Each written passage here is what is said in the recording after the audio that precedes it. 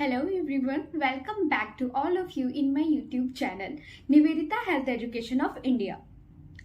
आज हम पीरियड्स यानी महामारी क्या होता है, जब भी लड़की या लड़का किशोर अवस्था में प्रवेश करते हैं तो दोनों के ही शरीर में बहुत सारे बदलाव होते हैं। बहुत सारे हार्मोन का बदलाव आना जरूरी होता है।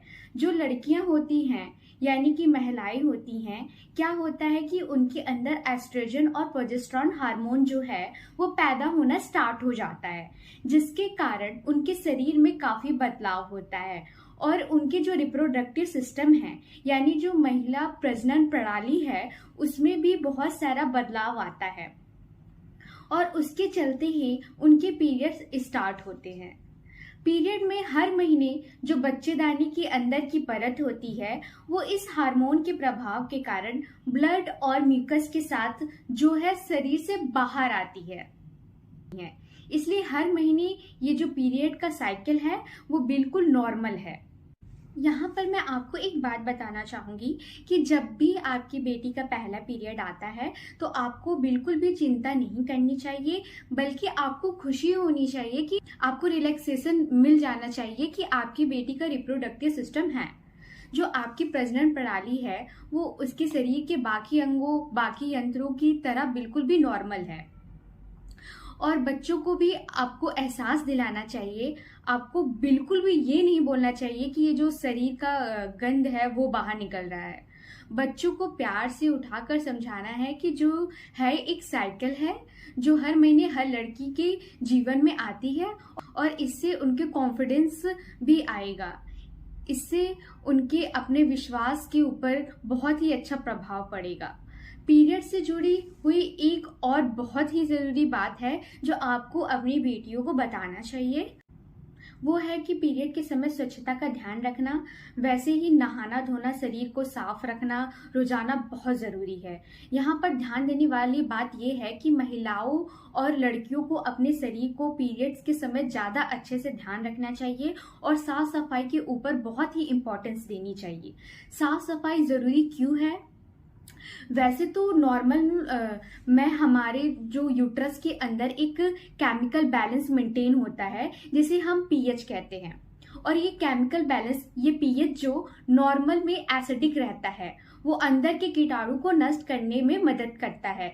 जब आपके पीरियड्स आते हैं तो उसमें आपके शरीर के अंदर का जो पीएच है यानी जो योनि और गर्भाशय का पीएच है वो बदल जाता है और इस पीएच के बदलने के कारण कई बारी कीटाणु जो है वो पैदा होने स्टार्ट हो जाते हैं। तो अगर आप सफाई का ध्यान नहीं रखेंगे तो कीटाणु जो है वो आपके योनि के अंदर आपके यूट्रस के अंदर संक्रमण भी कर सकते हैं और इन्फेक्शन भी पैदा कर सकते हैं। दूसरी बात, पीरियड के समय जो बच्चेदानी का मुंह होता है वो थोड़ा सा खुल जाता है। इस समय अगर आपकी बेटी या कोई भी लड़की साफ सफाई का ध्यान नहीं देती है तो अपने शरीर को गंदा रहने देती है, इस समय जो कीटाणु है वो इस खुले हुए मुंह के अंदर से होते हुए बच्चेदानी तक पहुंच सकते हैं और सारे ही रिप्रोडक्टिव सिस्टम में प्रवेश करके पीआईडी यानी पेल्विक इन्फ्लेमेटरी डिजीज या संक्रमण कर सकते हैं। पीआईडी यानी पेल्विक इन्फ्लेमेटरी डिजीज आगे जाके लड़की को बहुत ही दिक्कत हो सकती है। पीरियड के समय साफ सफाई के साथ मैं एक और बात बोलना बहुत ही जरूरी समझती हूँ। कई परिवारों में ये परंपरा होती है, हमारी नानी और हमारी दादियां हमें बताती हैं कि पीरियड के समय हमें नहाना नहीं चाहिए। समय आ गया है कि हमें अपनी बेटी को इस परंपरा के धागे में नहीं बांधना है। ये बिल्कुल ही गलत है। हमें रोजाना नहाना भी है और अपनी योनि और अपने योनि के आसपास के क्षेत्र को साफ रखना है, बहुत ही जरूरी है ये। अब यहाँ पर एक और चीज मैं बोलना चाहूंगी कि जब आपकी बेटी का पीरियड आता है तो आप उसको कपड़ा इस्तेमाल करने की सलाह बिल्कुल भी नहीं दीजिए। ये जो कपड़ा होता है ये सूती का बना होता है, इसके अंदर जो एब्जॉर्ब करने की शक्ति होती है वो बहुत ही कम होती है, इसलिए कपड़ों में दाग लगने का चांस बढ़ जाता है और आपकी बेटी जो है वो स्कूल और कॉलेज जाने में झिझकती है या घबराती है कि कहीं कपड़ों में दाग ना लग जाए इसके साथ साथ अगर वो कपड़ा इस्तेमाल करेगी तो उस कपड़ों को आप जितना भी उन्हें अच्छे से धो ले, वो कभी भी पूरी तरीके से साफ नहीं हो पाएंगे। उनके अंदर कीटाणु रह ही जाएंगे जो आगे जाके संक्रमण का कारण बन सकते हैं।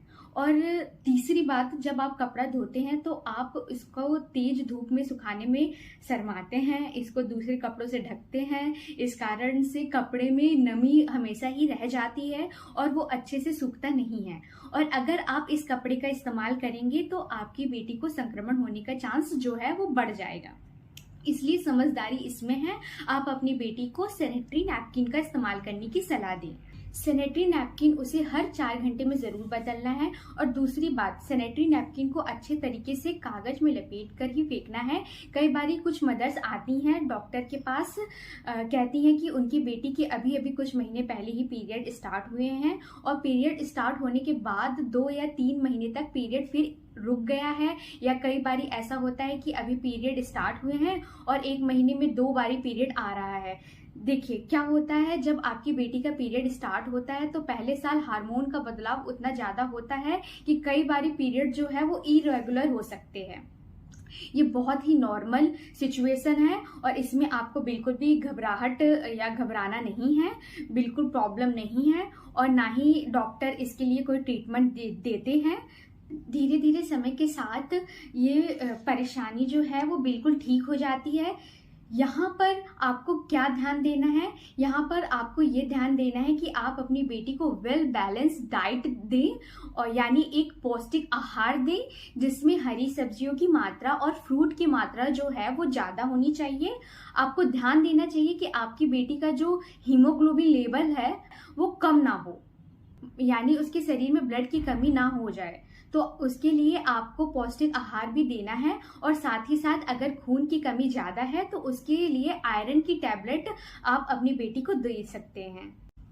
अब आखिर में बताना चाहूंगी, जो पीरियड से जुड़ी जो सारी बातें मैंने आपको बताई हैं, मेरे हिसाब से हर महिला को, हर लड़की को, चाहे वो मैरिड हो, चाहे वो अनमैरिड हो, चाहे वो स्कूल में जाने वाली छोटी सी बच्ची हो, उसको मालूम होना चाहिए। और ये वीडियो देखकर आप अपनी बेटियों को ये सारी बातें जरूर बताइए। अगर आपको मेरा ये वीडियो पसंद आई हो तो इसे लाइक करिए and also subscribe my YouTube channel. अगर आपको इससे रिलेटेड कोई भी क्वेश्चन है तो आप मुझे कमेंट बॉक्स में पूछ सकते हैं। Thank you, bye bye.